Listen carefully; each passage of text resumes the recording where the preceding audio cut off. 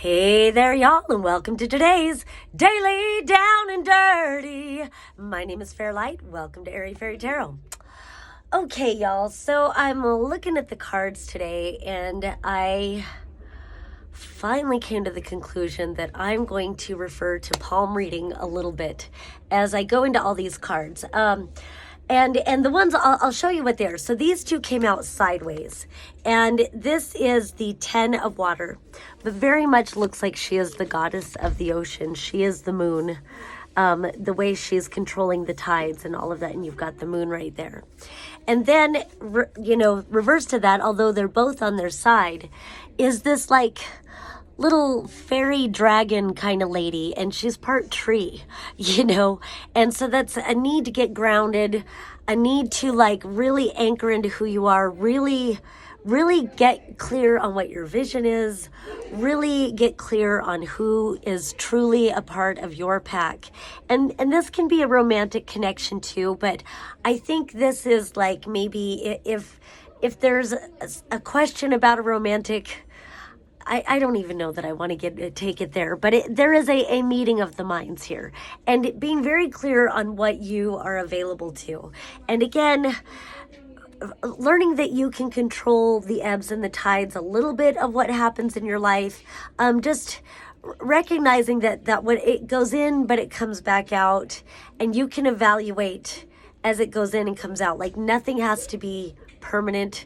And I feel like I'm being a little bit mysterious here. So that's why I look at these other cards. And so I wanted to go to a palm reading a little bit, not really a palm reading, but often enough in palm readings, it'll come up and it'll show where, people have a lot of trauma locks, and that's where trauma is locked away. And it'll show in different parts of the hand, usually on the heart line, but it'll often show on other lines too.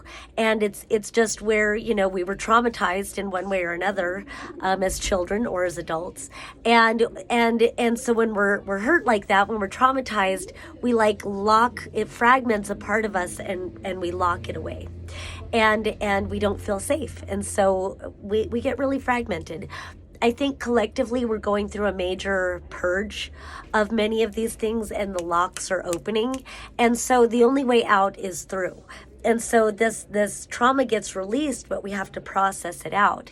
And so often enough, what's coming up from the inside, it gets played out on the outside. And so it will reveal to us our walls on the outside, where we have walls, and we build these walls to keep ourselves safe. But often enough, because we are expansive beings, these walls can kind of hinder our growth, hinder our expansion of our consciousness. And also these walls tend to hold people in, people, places, situations, concepts, whatever, in that need to fucking go. And so when these locks are open, the walls need to come down. And so these will play out in our lives. The trauma will play out as drama. And that is what I'm fucking seeing here. And so these are like, even though they're not, well, this one is archetypal, very archetypal.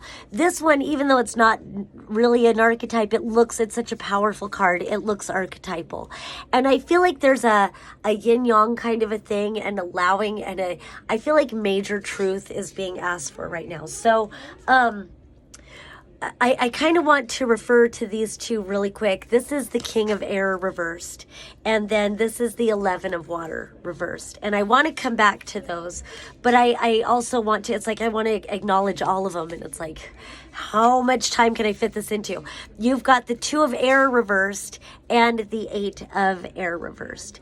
And so it feels like this is the inner stuff that's going on, and this is the outer stuff that's going on. Again, when it's purging, we will attract people in our lives, or we will be attracted to people in our lives. We might even seek these people out thinking, oh, that's my long lost friend from another lifetime, or that's my long lost soulmate, or whatever, la la la. And really there's just a big recognition of, oh, we have similar traumas, that we can enact with each other.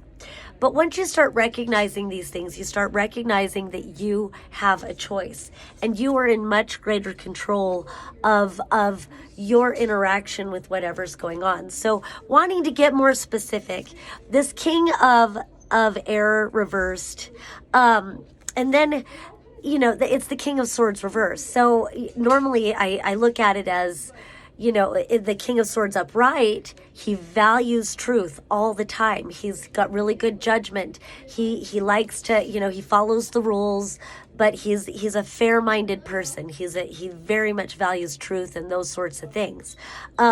With him reversed, it just feels like if he's not flat out lying, then he's definitely withholding some truth. And because this is the deck that like kind of follows its own, dances to the beat of its own drum, I wanted to look and see what some of the key points of it were. And what really I felt like I had to speak was, don't let yourself be drawn into an argument. And so it feels like whatever is going on around or with this King of Air reversed, it's like, you see how like it's muddying her water. This cloudiness is getting into her head. And fuck letting that get into your head. Don't let this fucker get into your head. And this is for any gender, whatever, but, you know, it could be specific whatevers. But yeah, don't let this person's vibration be a reflection of who you are. It most likely, this person is a reflection of the trauma that you're processing right now. But you can decide how you engage with it and how much you engage with it.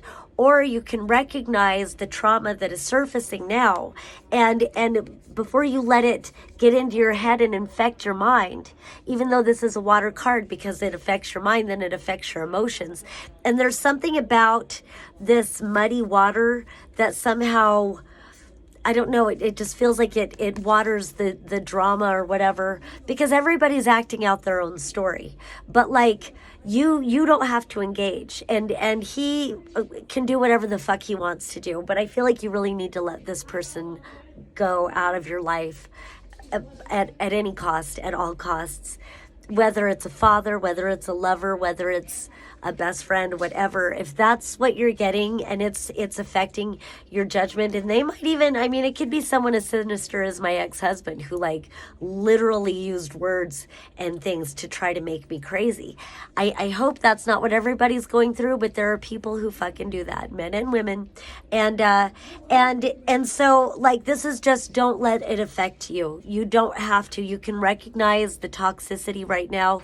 You can recognize your own toxicity in the situation, but you can recognize it before you let it infect you, and you can say, I am separating myself from this. And you might already have like an emotional connection to this. Do cord cutting. Learn how to do cord cutting. Dang, I'm already at 8 minutes.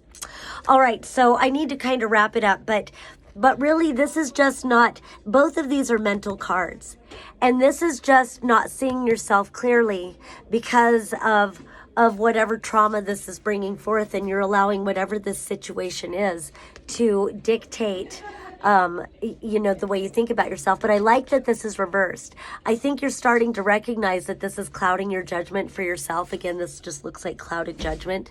And so just recognize these things. It looks like you can get out ahead of it. And even if it feels painful to extricate yourself from the situation, it just feels like start spending time with the earth, get very grounded, go into gratitude, just start looking for the simple things, start looking for what is grounding for you, start paying attention to your vision. Ask yourself, is this nourishing for me, or is this toxic?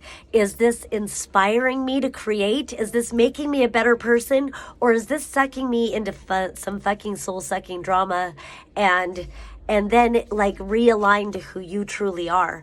And then, you know, and then it's like, then you are in control of your own responses. You're entitled of your own. I didn't know that title response was a thing, but I'm going to put these both up.